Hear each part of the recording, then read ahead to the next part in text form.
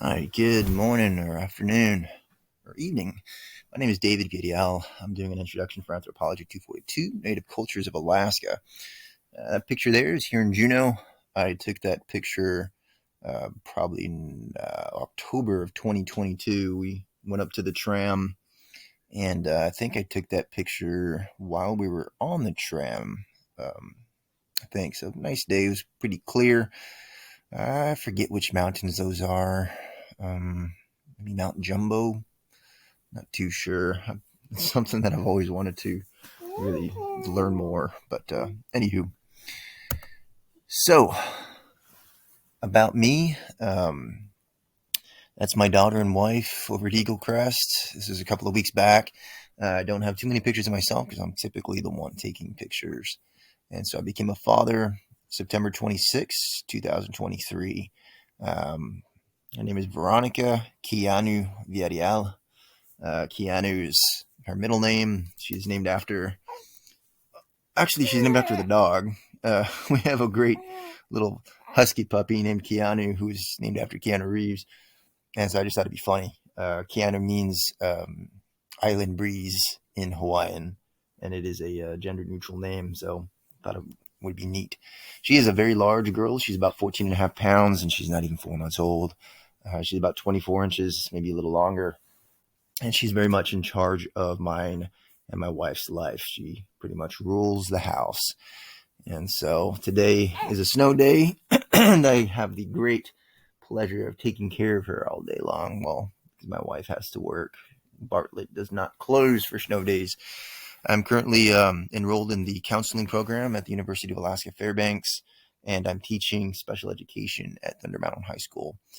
Taking this course because I need to satisfy the requirements for teaching certification through the Department of Education.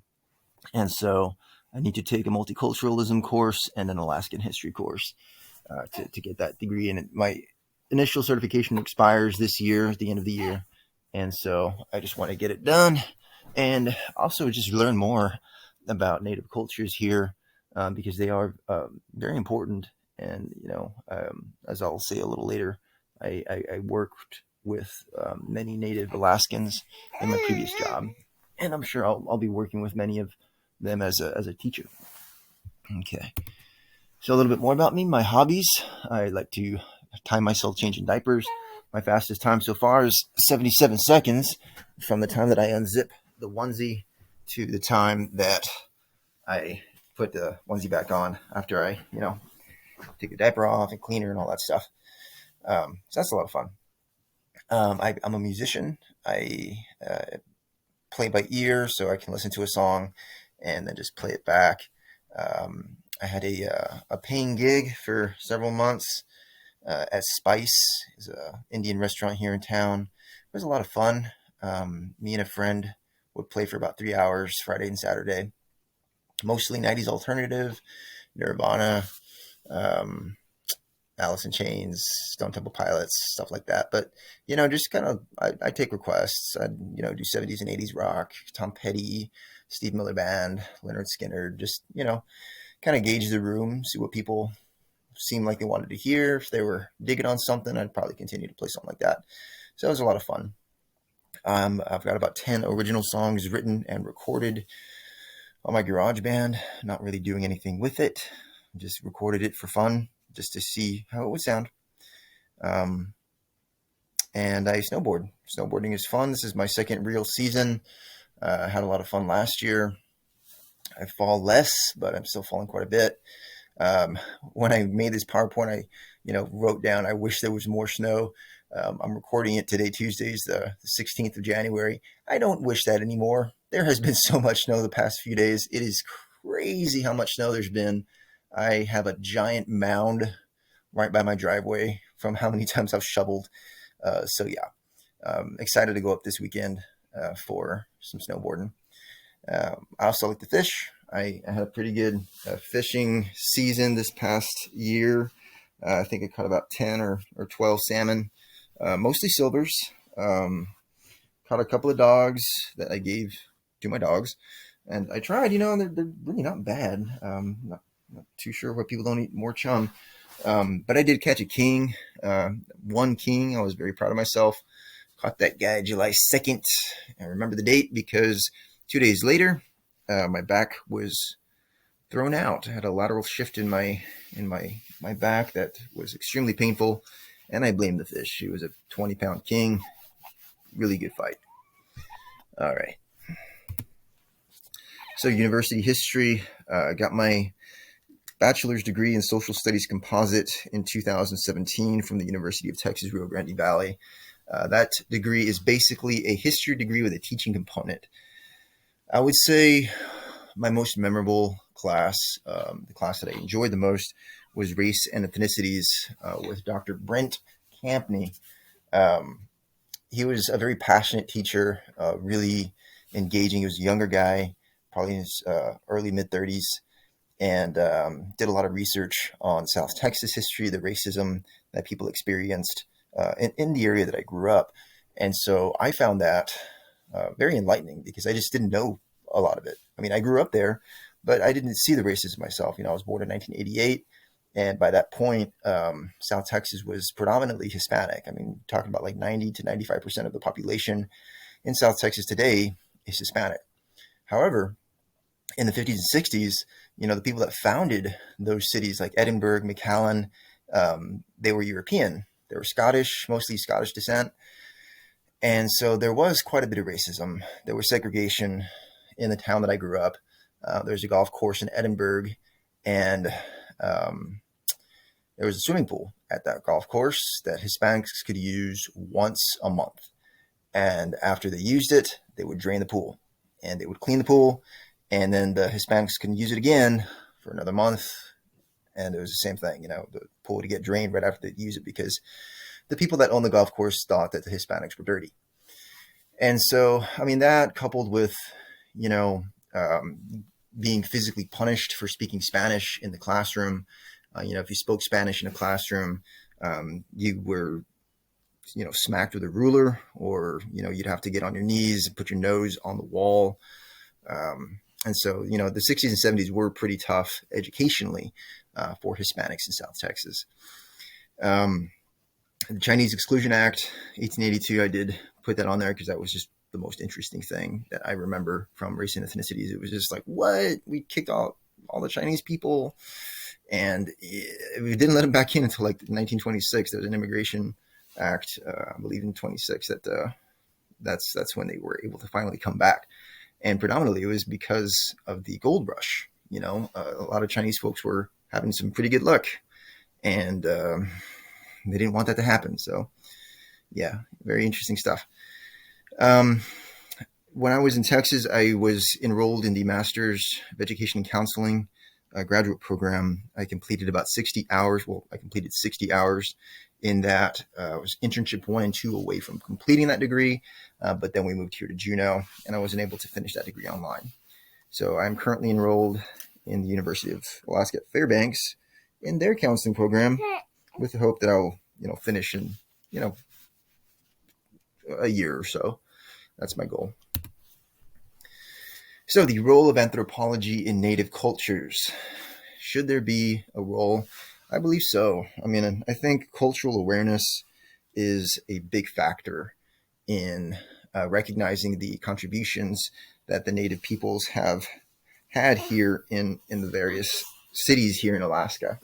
And, I think that anthropologists can do a lot just to sort of analyze, to bring forward and bring to light many of the things that, the average person just might not be aware of, like myself.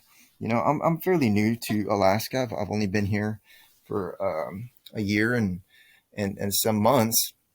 And so I know that I've got a lot to learn. I had the great pleasure of working with many Native Alaskans in my previous job. Before I was teaching, I was working as a residential case manager for a mental health organization here in town. And several of my clients were Tlingit. Had one Yupik client. And so just kind of learning what they were about and how their heritage affected their belief system and, their upbringing. And so I found that to be very you know, interesting, and I found myself appreciating what they were about. And so, I would say that anthropologists studying Native culture should ask these questions. How have Native tribes impacted the cities that have been built around their native lands? So what did Juneau look like before it was settled? You know, how did the Native peoples that lived here survive? I mean, thousands of years these people were here. I'm sure they were fishermen. I'm sure they hunted. But I mean, winters can be harsh. So what did they do? How did they do it? I think knowing that would give us a stronger appreciation of these Native peoples and their tenacity and their ability to survive adversity and just very difficult circumstances. I mean, it's hard living in a house sometimes, having to shovel the snow and deal with icy conditions and negative degrees. So yeah. And then one of the things that I saw a lot working in the community is the disproportionate number of Native Alaskans who suffer from addiction and are under the poverty line. And so, I think another question that should be asked is, how can cultural recognition and understanding help to increase the overall quality of life of Native Alaskans living in the community, like right now? And so, what can be done? How can we look at these people, look at the contributions that their ancestors have made, that they themselves and families are currently making? How can we help them to rise above, the circumstances that are making it difficult for them to live and have a higher quality of life? And it's a lot of different things. It's a lot of different things that I would say contribute to what they're going through. And they're not alone. I mean, if you look at Native populations around the country, just anywhere, Iowa, Idaho, most people that live on reservations suffer from addiction. They suffer from poverty. And so, specifically here in Alaska, I have seen that Native cultures are a lot more represented and a lot more appreciated. I've never seen something like, the See Alaska building. That's amazing. There's museums here in town that celebrate the Native cultures. And so I think that's awesome. But what more can be done? Like from the ground up, like these are things that you have a Native Alaskan come in and say like, oh, that's cool. Look at that paddle that's selling for, $5,000. My grandpa made one that's sitting in our house that's not going to sell for $5,000. I don't know. I would say recognizing culture and kind of getting into what it is that kind of drives some of these Native Alaskans towards things that make it more difficult to increase their quality of life. And so that's my question. Like, what can be done to make things better for these people? Because I mean, I saw it firsthand. Native Alaskans suffering from addiction, Native Alaskans suffering from mental health issues, from poverty. What can be done for these people, to just make things a little bit better for them?